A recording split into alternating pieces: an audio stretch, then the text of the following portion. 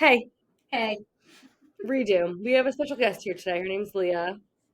And she was crying for a bottle, so we had a redo. honestly, it's fine though because we didn't even really start. No, we were just like, You're baby, the what's right now? baby. Oh my God, my precious. Yeah, yeah. Anyway, sorry. We're here to just basically talk about what we've been reading. It's our favorite kind of episode because there's really no preparation for it. It's just like a bullshit. Let's just go back and forth type of thing. And honestly, I feel like I've been reading like a lot lately. I feel like we should just jump right in. I crack up every time we do a spill the tea. I don't know if anyone's caught on to this, but Teresa literally says, "I feel like I've been reading a lot lately." Okay, listen, in 2022, I read 253 books. It's a lot of books. In 2023, I read 210. And my goal was to read less. You did read less. And this year, my goal is to read even less. So I'm aiming for 175. Yeah, okay. But I feel like it's going to be 200. It'll probably be 200. But, I mean, especially if I have to get surgery and I go out on disability, then, like, I take back everything I'm saying. If I don't have to go out on disability for surgery, then I think I can keep it around 200 again this year. At the end of last year, which I don't think I talked about it, but I did finish my Game of Thrones reread. No, my Throne of Glass reread. I am also rewatching Game of Thrones, so that's like also up on my mind. Thinking of it. So I finished Kingdom of Ash finally, and I posted on Instagram about it, but I'm just gonna read my notes on that because I have a lot of thoughts. Okay. I think that Gabriel deserved better.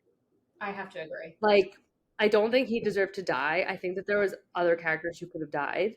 I just think that he deserved to have that moment with Adian, and it's honestly so heartbreaking that like as soon as he found out about him, he just like wanted to be his father. I know. And Adian like treated him like shit. Honestly, Adian could have died, and I would have not cared. You know, I feel like I'm okay with that statement right there. Yeah, like honestly, like as a character, I don't care for him. Yeah, he doesn't really do too much for me. No. Who's that pretty girl in the camera? Who is she? That's my face. Anyway, I miss Gabriel. I think he was like probably one of like the best characters. The 13 dying. Oh. So I actually made Katie read Throne of Glass. It took her months to do it, and then on multiple times of attempts. Yes. I actually just re-recorded a TikTok about that. How like it literally took me. I read books 1 and 2 2 times and quit after book 2, and then finally she was just like, "You need to just finish." So I read books 1 and 2 again, and then finally, but even to book 3 because I started to listen on audio and I didn't like it.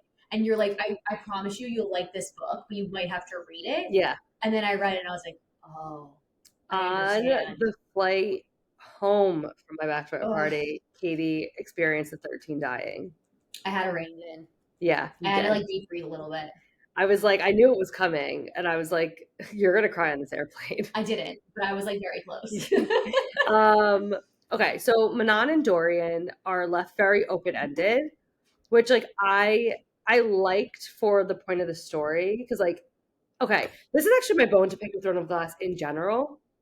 The entirety of the series takes place over like 14 months, which is outrageous. Like, it's crazy to me. Like, I think it's like actually like, I think it's 14 months because she's like, oh yeah, I can't believe a year ago was like winter solstice or whatever. And she's already like, Throne of Glass starts like a couple months before winter solstice. But anyway, it's like 14 months, like max, the entire events of Throne of Glass. And when you think of everything that happens in those 7 books, not, we're taking Assassin's Blade out of the equation.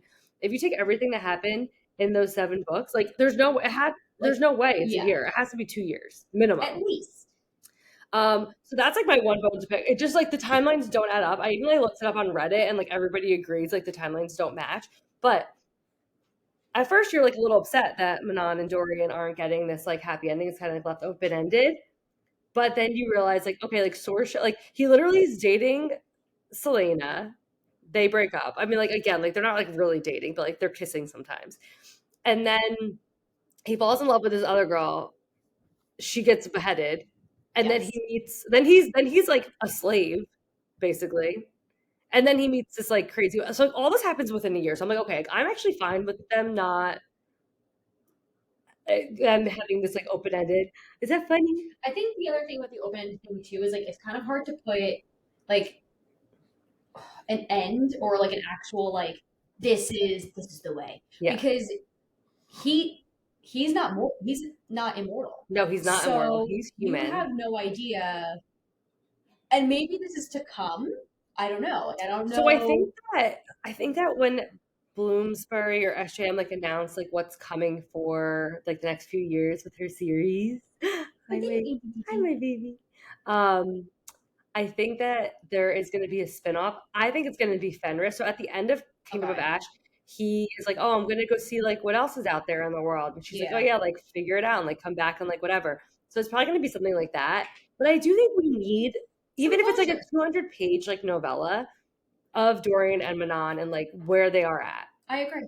Because everyone's like, "Oh, like they like have a baby and like they get married," but like, I mean, do I think that happens? Yes, but all the fan art of him being old and like dead and like her being it's like really sad. Normal, like that's weird. But also like, okay, so they're not fae, she's a witch, but I'm assuming that they can do a spell that can like attach their like lives together. Yeah, because like Lorcan and the lead. Yeah, you're right. And then there's also I mean even Feyre and Rhysand, like I understand they're fae, but like there's got to be a way to like tie. Thank you for picking that up. Yeah.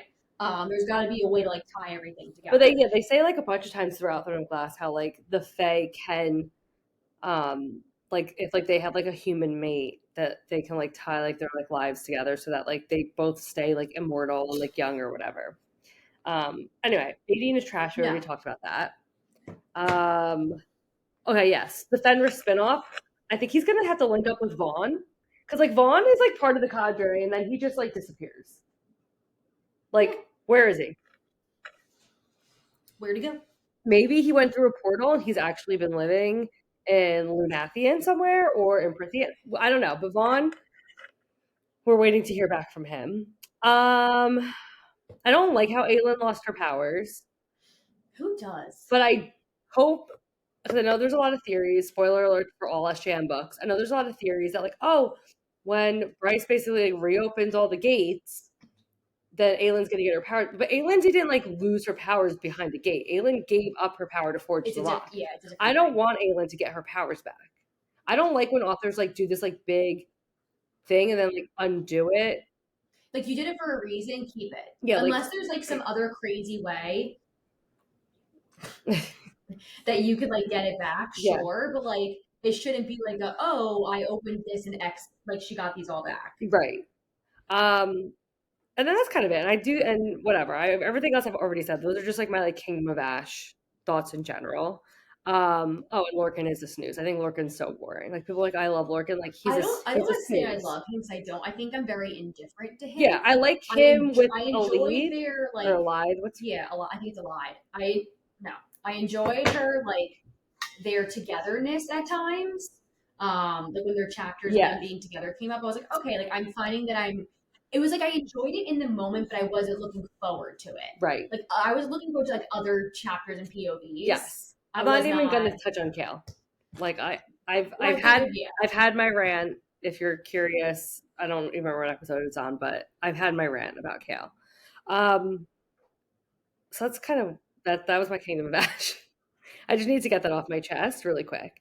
Anyway, I've actually been doing pretty well this year so far, 2024, in books. I did finally read You Again. Thank God. I know.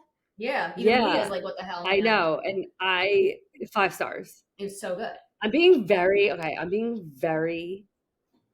think I know where you're going with this, and I feel like when I first read a couple books this month already, I've been very like, is this truly worthy of the rating that I would like automatically go to give it? Like, right. Is this really X? Yes. So yeah, I'm being very stingy with my 5 stars this year. If I have to feel, it has to make me like want to like scream for me to be giving it a 5 star. Otherwise, everything's getting 4. Yeah. And well, like or 3 like a very good rating. Yes. But when I was like going through like my 2023 reads, I was like, oh, my favorite books of the year. I was like, why did I give this 5 stars? I did the same thing too. Like was it good? Yes. But am I thinking about it? No. That's my whole thing. Like if I don't think about something after I read it, like even if like it pops into my mind here and there, it could still be a 4. Yeah. But like I have like consistently thought about like a certain amount of books, and I'm like, these are truly 5 stars. And I just don't think that there was anything wrong with You Again. Like I loved it. I binged it in a day. the writing was great. I thought it were, yeah. Because like sometimes I'll give something 5 stars and like the writing's not good, but like it like made me feel good, so I'll still give it 5. But like there was like nothing that even like the characters, which like I thought that she was, what's her name? Ari? No, Ari. Ari. Yeah, I think it's Ari. Yeah. Even though I found her very annoying at times, and it's not a miscommunication trope, it's more of like a no communication. Yes. It fit her character so well that like I didn't mind it because it was like what was expected. Yes. I think if she was like, if they both were like these better characters, it wouldn't have made for such like a angst type of read. That's the thing. It's an angsty read. Yes. So you need that. Yes. If you didn't have it, it would make no sense. No, it makes no sense. And also like in general, what was I gonna say? Angst. Oh, and the two characters were like going through shit and they were like very deeply flawed. So I think that like their separation, or like it's not even like a third act breakup, but like them spending time apart and like discovering who they are and like growing as individuals, I think was needed for them in general. It's when Harry met Sally. It's the exact same thing. And like you needed what happened in that movie to occur in book form as well. Yes. Right? Agreed. Leah agrees. If Leah agrees, then that's all that I care about, to be honest with you. I read another Mariana Zapata, so I think I talked about Wait For It on here, but I read Luna and the Lie. Also really good. Again, slow burn, very typical Mariana Zapata. I really loved it. So recommend that. And then I read Once More with Feeling by Elisa Sussman. I think that's how you say it. And it's the second book. So her first book is, oh my God, Once More with Feeling, and Funny You Should Ask. And Funny You Should Ask was one of my favorites of 2022. Once More with Feeling, I gave 4 stars. I really liked it. It's a second chance romance, which I think Funny You Should Ask is also kind of like a second chance romance. It's told in alternating timelines. I'm a sucker for that. If you read Funny You Should Ask, I think then you would also like Once More with Feeling. So they're both ex-pop stars.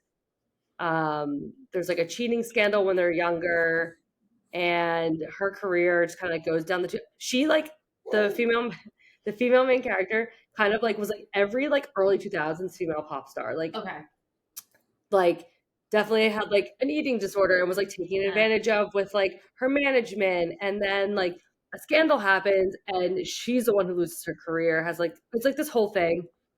So anyway, he never wanted to be like a pop star. He always wanted to be like a dancer / like choreographer and like director. So they all meet at like a theater camp, like when they're like in their teens before they're famous. And then there's like a Broadway show that like her best friend writes, and he becomes the director of the show, and like she becomes like the lead. So there's all this like second chance, and I don't know, I really liked it. I think Leah likes the way you're explaining it. I think she did. She had a lot to say about it. She did. She's like, wow, really, Auntie? Tell me more. What are you doing? Yeah, she's like, can you put my big... Oh, you're just gonna suck on your lip? That's fine. Yeah. Well, with she does this like grinding teeth thing now. Oh. Yeah, it drives us up the wall. Yeah? What have you read lately? Now you don't want to tell us anything? No, now she's being shy. We've been a little low with the books. But we've listened to a lot of Cocomelon through JJ. I don't watch Cocomelon. Is that Cocomelon? Yeah. Well, now you guys are getting a little serenading tune. Yeah. So I did my Crescent City House of Earth and Blood audio re-listen in like a couple days. It's just, I'm sorry. It's so good. Like every time I reread, so this is now my third reread, or third time reading, I should say, it just gets better. Yes. Like I feel like I appreciate it so much more. Like we all know SJM is just a brilliant writer, but like this is a masterpiece in my mind. Like, a true fucking masterpiece. So like I was going to listen to the audio as like my reread, gearing up for Flame and Shadow in a few weeks. And yesterday I was just like, I want to read it. Like I want to eyeball reread it. Because I want to tab it, and like my House of Sky and Breath is tabbed because I read it. But when my original book of Earth and Blood, I just like picked it up on a whim. I read it. I gave it to you. Yeah. It was like first of all, big floppy paperback in the summer. cracks. It was not even like, oh, the spine's cracked. It was like falling apart. So Yeah. like I got rid of it. I bought like the hardcover. So now I'm like, okay, I need to go back and like reread. I'm like, oh, I'm only gonna tap things that I think are important. I sent Katie a picture before. It's like everything. There's actually a lot of information that you get. Like there's a lot in the obviously beginning. Jessica, like we have some questions on. Yes. I think there's just like a lot in general. Like Danica being, well, this is kind of more booktube. Like Danica being a bloodhound. Yes. It's also mentioned that like Feyre, and I think it was ENDGAME, I think so. that she was like compared to a bloodhound. Yes. Like there's a lot of information you do get in book one, and I will say, because when you listen, you obviously are not tabbing. At least I don't. You weirdo. She's literally biting the counter with her teeth. That's cute. I probably should have like kept the book handy and just like went back for things, but there's a lot of information. But it's just such a great read. Like, and I'm now a quarter of the way through the second book, and it's good. Like, I'm not saying it's bad. No, it's a definite 5-star read still, in my opinion. Maybe even 4.5. But like, I just very much enjoy book one so much more than book two. Book one. So what I was gonna say was, nothing of SJM's will ever be ENDGAME. No. Nothing will ever beat that for me. Agreed. Because like, it's just, there's just like nothing like that. Like that experience of reading Mist and Fury, there's nothing like it. Like Reese and Feyre to me are just like the ultimate couple. Like I love Bryce and Hunt. I love obviously Dorian and Manon. I love Aelin and Rowan. Like I love all the other couples with my whole being. But there's just something about Reese and Feyre that like, I don't know if it was just like the way that, I don't know what it is, but Mist and Fury is just above and beyond like my favorite. I think though that Earth and Blood is a better book. I would just never put it at number one. You know what I mean? Like I think the story, like I don't know if it's a better book. I'm gonna take it back. I don't think it's a better book. I feel like I would have to now reread ENDGAME to like compare the two. I don't think it's a better book. I also feel like because they're two, they're just too fantasy, different. But they're too different. Like this is high fantasy utopian. Like ENDGAME to me is like, it's romantasy. So like, yes, I think they're in two completely different categories, both at the top of each of them. I've always said, I was like, Throne of Glass is a fantasy with romance. Yes. ACOTAR is a romance with fantasy. Crescent City is like high fantasy. Well, no, I was gonna say is like literally like taking both and like merging them. Like I think it's like equal parts fantasy, equal parts romance, and like she just like merged those like two genres. Like it's 50-50. I agree. But it's just I don't know. I don't know. I think it was my first urban fantasy that I ever read. So like I think it just like hit a different way. And it was like, just like unlike anything I'd ever read at that point in my life. I agree. And I think no other, I mean, I love urban fantasy and I've read a bunch of them and I think they're great. I just don't think anything has ever lived up to Crescent City. No, I don't think anything. I'm sure something maybe will one day. Maybe. I just think SJM is just, she's like to me like a J.K. Rowling. Yeah. Like you are that level of just brilliant author writing stuff. Yeah, like, and again, like I don't, people like will pick apart like different things like with like her like actual like writing. Like I don't pick up on that kind of stuff unless it's so bad. Yes. Because I'm an idiot and like the way that I talk, if that's how a book's written, it makes sense to me. You know what I mean? So I don't need things to be like super complicated or anything like that. Like I just need like she's like, I got my friends over here. She was like doing this like weird. I was like, are you pooping? Like, what are you doing? Well, she might be. But yeah, like I don't know. Like I don't need it to be like written like it's Game of Thrones level. You know what I mean? Like I don't need that kind of writing for an SJM book.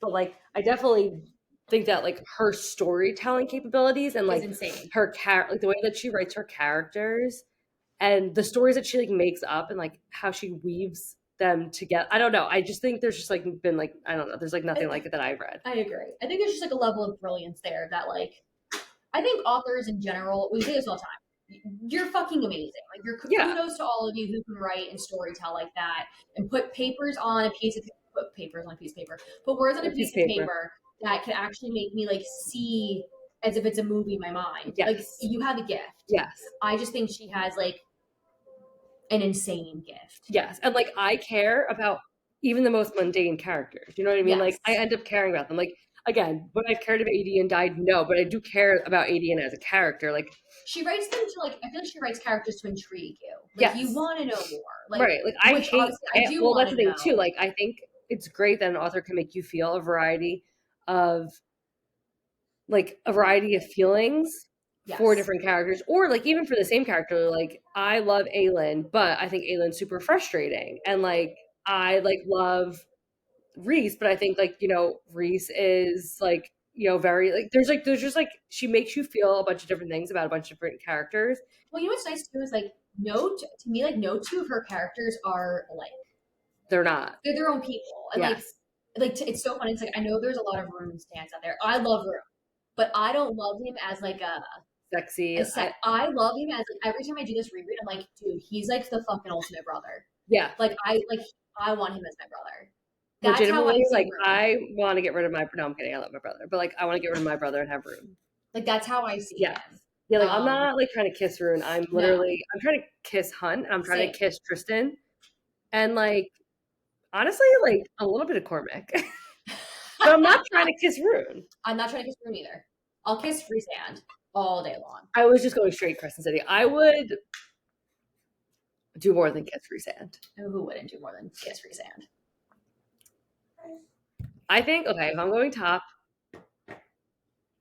3 SJM, I'm going Reese, number 1. Hands down, no questions asked. Nothing will ever change that for me. No, I agree. And then then it's like Hunt and Dorian. And again, I have to say this because I'm a Hunt defender till the day that I die. You were talking to Hunt stands over here. Like, they're made their endgame, no questions asked. He's wonderful. People who love Rowan and don't like Hunt, I don't understand. I agree with that statement. Because they are so similar, especially in the beginning, where Hunt is like, oh, she's just like a little part, where he's judging her before he gets to know her and understand anything. Yep. That was like literally in Air of Fire, that is Rowan. Rowan is actually worse to Aelin in Air of Fire than Hunt is. And tells her that they would be better off if she had just died, like that she's useless. He's terrible to her. And then obviously once you get to know her and knows what she's been through and like they get whatever, it's different. And that's literally Hunt and Bryce. And I don't understand why people just don't like Hunt. I don't either. Honestly, I think it's because he's the first male that she's. I was gonna say, I think that people picked up Crescent City, were like, oh, it's never the first love interest.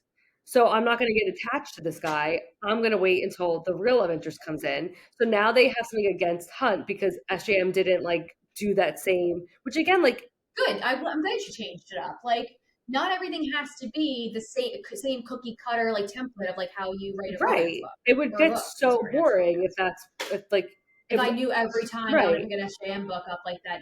And like, yes, obviously Connor and Bryce never actually go out, but like. And you only get, it's honestly so crazy, like how quickly in Earth and Blood, how quickly that happens. Like this is just turning into a Sarah J. Maas, like dick sucking episode, which I don't even care because it needs to be said. I'll talk about the other books I read, but like, but like Connor, yeah, like technically I guess is not her first love interest because they don't even ever kiss or anything. But yeah, SJM gets you so like attached to him so quickly before he's dead that I feel like it does count. And then Hunt, yeah, it's off page, but he has a whole love and relationship with Shahar before he ever meets Brunt. Like, and it is like a very big part of who he is 100%. And why he is the way he is. Shaped him. Yes, and like that's what he thought the love of his life was. So like the fact that these two coming together and like, oh well, it's not their first loves. Like it kind of. I get that like Bryce has never said the words "I love you" to another male. That is from book 2. Yeah. And, like, whereas obviously Hunt has. But I do still think like and she even says it, like given the chance to be with Connor, maybe it may have happened. We don't know. We'll never know. But like, but that's okay. I think she also just weighs the value of those words based on like past history of like her mom and like what happened with her dad. Yeah. So, and also like the whole like everyone's like, oh well, like the mate, like they just chose to be mates. Well, first of all, no, they didn't. Well. In a way, like in a little bit of way they did, but that is so perfect for Bryce. No, it makes perfect sense. It makes perfect because that's been her whole thing. Like, I'm not just going to end up with somebody. Like, I'm going to choose whatever. She gets to choose who her mate is, and like she couldn't just walk up to a random man on the street and be like, "This man's my mate." Like, there obviously has to be like this like strong connection. It's not whatever. The way that Hunt acts is the exact same way that Rowan acts and Reese act after the whole mating bond takes place. Reese and Daenerys' mating bond is completely different than Aelin and Rowan's mating bond. Yes. So the mating bond looks different in every single book. And like, of course, yes, Sarah did confirm they are mates. She thinks it's crazy that people don't think that they are because we think it's crazy too, Sarah. yes, they are mates. Get over it. Literally, Like, get over. I'm sorry, get over it. Also, this is the last book of their story. Their endgame. Hunt's not dying, and she's not going to end up with. Bryce would never end up with Azriel. No. People who think that they're going to be mates because they're no, they're probably fucking cousins. That or like no, they're probably cousins. No. They are not mates. Bryce would hate. I was gonna say, I feel like she would hate him. And also, okay, Sarah. Okay, this is Sarah's Guardian. Like, this is Sarah's Marvel Cinematic Also, Universe. Just because there's going to be crossover, she's not going to take like Bryce from Crescent City and then put her in Prithian or as like. Agreed. Yeah. I honestly don't think. I think there's maybe connections in the sense of like familial connections. Yes. That is about it. That's what I think. Because I feel like it's going to be the same thing in Marvel where like, yeah, you might see Thor in a Guardians movie for like a little bit, but he's not the main character in the movie. It's like like Crescent City, like, yes, we are going to get, obviously she's in Prithian, we're obviously going to get crossovers, and like, yes, obviously the Throne of Glass people are going to like, but it's not going to be all, like, I don't think we're going to get a Dorian cameo. What's a human with no power because he lost most of his? I don't know. I don't think it's going to be as big of a crossover as people think. Like, people are like, oh, it's Aelin on the cover. Aelin is not on the cover of a Crescent City book. No. Calm down. I honestly am expecting like very like a lot, because again, we need to get Bryce back to the Lunathian. We need to get, and again, like you're saying, this is the last book of their story. So this, yeah, she's going to be thick. She's going to be over 800 pages, but like, we're wrapping this up. Like I think it's going to be like an Aquavor thing, which like within the 200 pages max of Bryce not a Lunathian, and then she's going to be reunited with everybody. Agreed. And again, like, I don't know, like, I just don't think. I think they're going to be part of like the war against the Asteri, yes, but I don't think that we're going to be getting like so many cameos because it's going to take away from the core Crescent City characters if we're worried about Rhys and Feyre and Aelin. It's going to be too much. Yeah, contribute in terms of like, hey, because of who we are, we have X to contribute to help you battle what's going on in this book. I think that maybe we'll get more crossovers in other books. Like maybe if like the gates stay open in the next ACOTAR book, there might be. But I think for this book specifically, it's going to be much smaller than people are thinking that it's going to be. Yeah, I think there's definitely going to be a crossover, and we're going to get like you're going to see them, but I don't think it's going to be. Like, I don't think we're going to get POVs from these people. No. I think they're just going to be in the... And everyone's like, oh, I can't wait to see, like, Aelin meet Rhys. Like, I mean, I think that, yes, they'll all be in a room together, but I don't think we're going to get a lot of things like that because it's going to take away from what the actual plot of the story is. And again, like... So we're too worried about all these, like, reunions or, like, meetings. I hope people don't rate it poorly because there's not going to be a big crossover. Like, I'm just excited to, like, see this wrap up. Yes, am I obviously excited to see this crossover? 1,000,000%. Oh, like... 100%. But I just don't want people to I'm not getting my because I'm going in with like with very low expectations. And again, if there was no crossover, I would still be going feral for this book. I love Crescent City like with my whole heart and soul. Like we took off to read this book. Yeah, so I'm just excited in general. Like if we only get like 2 chapters with Rhys and like 2 chapters with like Aelin, and then like we don't see them again until Bryce is like, oh, and then the blonde with fire magic is like in the corner like killing an Asteri. Like I don't care if that's all we get. I'm really worried that all these like people who dedicate like all of their time to all these theories, like this is gonna happen. This like I think we're gonna get a lot of answers, and yes, there's gonna be some contributing factors from like the other series cast. But like I just don't want to see like 2-1-0 stars because they didn't get this like insane mashup. Right. Also, back to the whole Hunt thing, the Endgame. He's like loosely based off of her husband. Yes. It's Endgame, people. We're so passionate about this right now. So passionate. No, but like I really am very passionate because like I like when I see a theory video, I just scroll past at this point. People are like, oh well, like Aelin's gonna get her. There's not enough time for us to learn about Aelin's powers in a Crescent City book. Think of how she's written the first 2. That's a lot of stuff to unpack in 816. There's so much. And again, this is going to be, I honestly think this is going to be the end of the Asteri. And then the next book in the Crescent City series, I think is going to be Rune and Day's like love story. I don't think we're going to get a lot from them. It might be Ethan and the Mystic Wolf's love story in the next book. But I'm just feeling a Rune Lydia. I don't know why, like in my head, I'm like, it's a Rune Lydia book. It's going to be book 4. Kind of like Cassie and Nesta got their own book eventually. Like, I think that I think the main focus is going to be Bryce and Hunt. and then the Asteri. Yes. And everything else is kind of gonna be there, but as like a second, like a subplot. And I'm okay with that because I don't want I don't want a Chris City book to be heavy on other characters. I want it to be I heavy also on feel Bryce. like because it can't be because it's going to take you. We're I'll say it's going to take away from the actual story. Right. Like, I won't be mean. You know what? I'm gonna be really nice right now. I'm not gonna say what I was gonna say. But like, I feel like there's other books out there that I've just like thrown in fluff to throw in POVs and fluff.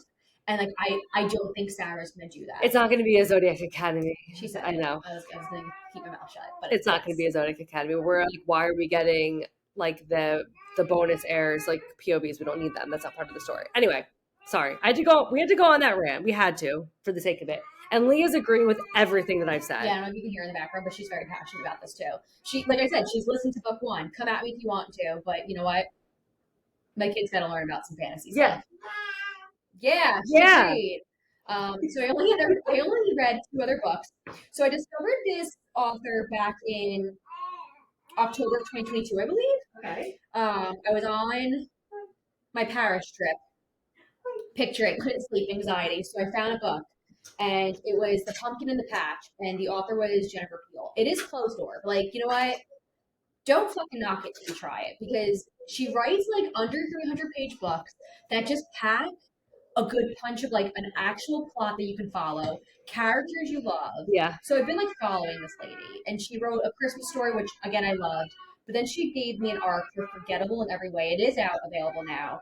I would say you probably should read. You don't really have to read the first book in the series, The X File. No, I might be saying that wrong. Please hold. The Xmas Emergency. Okay. Because you do see like some characters from that book in this book. But Forgettable in Every Way, I fucking love this book. I gave it 5 stars. Like, I literally sat there for a second. I was like, okay, before I give this book a rating, like, is there any issues that I have with it whatsoever? Like, there's just like really good family issues and a dynamic that like I think people can relate to. Okay. Like, he's a British single father. Sold. Say less. Sold. He fucking grovels. Like, he literally chases this girl. Sold. Like, I think it was just so fucking cute. It was so well written. She's got like, and again, if you can do this in under 300 pages, again, mastermind. I don't know. I feel like because she obviously writes closed door romances, people are probably not going to pick it up. But like, I just don't care about spice anymore. And again, I don't miss it. In these stories I read from her, I do not miss it. That's why I've been like a really big fan. Sorry to cut you off with the Mariana Zapatas lately, because I'm just like loving the tension and the slow burn lately. Like, do I love spice? Fuck yes. Who doesn't? Like, yes. I'm not going to sit here and say I don't love it, but like, I don't mind that it's not in it when done well. And this author just writes so fucking well. Yeah. She's also just like the cutest little human being known to mankind. I really do enjoy her. We've been saying this a lot lately. Like, that's the thing. I'm a fan of spice. I'm just very over reading smut. And spice and smut are very different. Yes. So like, I love a little bit of spice, sprinkle it in. I love it. I'll eat that shit up, gobble it. Like, we're people, I feel like we're readers who, I'm not reading a book that just is straight up smut. No, I've gotten to a point like erotica, like not for me. Super, super smutty. If I'm in the mood, but like I've just been craving more either like very character driven stories or very plot driven stories where I like just like I need a story. I need a story. And you know, and like spice should be sprinkled in to like add to that. It shouldn't be the only plot point. I agree. Unless you are an erotica, then sure go. Well, I'm just saying for me personally, like that's just how I feel. I agree. I'm not dissing anybody else. No, same. To each their own. Like, I know there's a lot of people out there who love erotica, and like I commend you. Like, that's awesome. Yeah, that's like what people call like ACOTAR, like fairy smut. Like, it's a fantasy romance with spice. Yes, it is not smutty at all. No. So speaking of a little bit of a smut, but like on the back end, it's a slow burn. I, as you know, am not a dark romance girly. I hover in like a light gray area. Like, I've done Emily McIntyre's books, which I would say are like a lighter gray, more on like a darker, like not dark gray, but like medium-ish gray. Yeah. I have like the first Hermione fanfic we ever read was Breathmints and Battle Scars, which is definitely gray. I enjoyed that. But like we all know me, I like them like an airy. I like a fucking color. Like I'm thinking of the intro to the first couple Harry Potters. It's bright skies. You got clouds. That's what I want. I'm not the following series. Yeah. Um, She's eating her hand. so someone put up a post. I wish I could find it. Maybe I saved it. I'll go look on her Instagram, but it's called The Right Thing to Do. It's, oh my God, what's the author? I just had her name. Hi, yeah. She's like, it is the right thing to do. Oh, Julie Soto. Thank you. Because she wrote Forget Me Not, which is a Raylo fanfic. Very cute. Yes, I have not read that yet. It's really cute. So she wrote this, and it's single POV. It's for Hermione's point of view. However, there is a second book out there that is Draco's point of view, and then there's a third, which is 100% dark. It's a Voldemort one. And honestly, I don't know if I'm ready to lose Harry. Okay, so that's what Nat read on Instagram. Okay. She posted a 50 Hermione fanfiction you should read. Bless you, because she did Wartime AU, Hogwarts years, 1st through 7th. Okay. 8th year, heavy and emotional, light and happy. Thank you. Thank you, Nat. Like, bless your heart and soul. This was everything I needed and more. So I saved every single one of these fucking books. I've already read Draco Malfoy, The Mortifying Ordeal of Falling in Love, which is hands down one of my favorite books of 2023. Yes, I don't know what the fuck you're doing. We need to read it. So, okay. So The Right Thing to Do, it's 175 words. I read it in 2 days, which says a lot because 175,000 words? Yeah. Thank you. Thank you. Thank you. It's 100 words. It's 100 words. I read a whole sentence. No, like for me to read like 800 plus pages in 2 days is a big deal, especially because my kid's been staying up to 9. And doesn't shut the fuck up. And does not shut the fuck up. It is slow burn. There's workplace romance. Like, she's loved him, and like everyone's known that she's loved him, though he has secretly loved her, and like his mom's known. You get like some Lucius in there. You get Narcissa, obviously, and like she's the fucking goat, in my opinion. He leaves like the ministries, that's where Hermione is, and like starts his own company, and then she comes to work for him as well. She also works at a bookstore, which is like which also like just so rings true for Hermione. It was just such a fucking good read, like well written. It's like there is a slow fucking burn. She is a virgin. That's okay.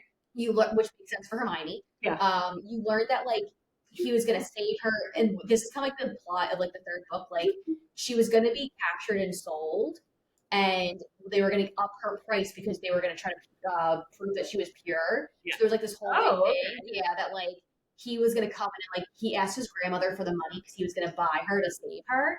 That is the premise of book 3. Like she does get bought, and then they fall in love.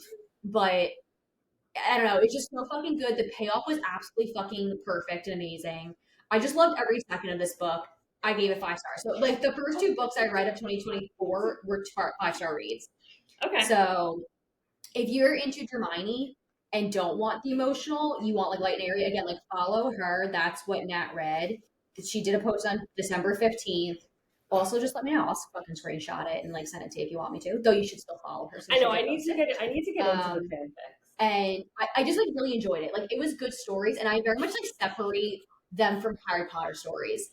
What are you doing, Lily? She's lying. You lying? Your diaper looks so thick. Yes, and she stinkies. But she has like one. So the next book is Draco's point of view. So after I finished Check and Mate by Ali Hazelwood, which is fucking adorable so far, I'm gonna read that. There's like Remain Nameless that I also know like everyone raves about. There's a lot, like I don't know. There's a lot of good books on this list. I will not read the heavy emotional. I know. I still need to read Manacled because I will read the heavy emotional. You will. And you can let me know what you think because you will tell me the truth. But I don't think it's something I'm going to have to read. Or I should read. I'm going to like die. No, I don't think you want that.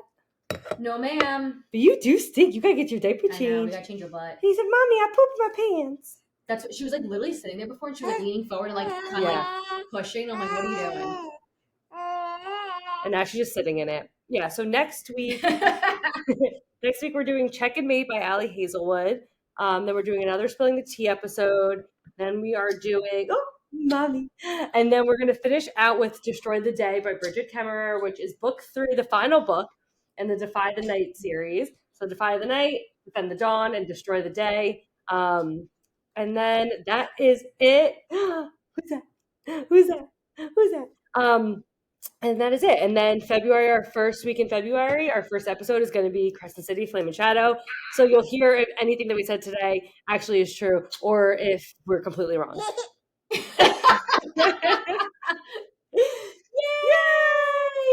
Say bye, Leah. Say bye. Bye. Good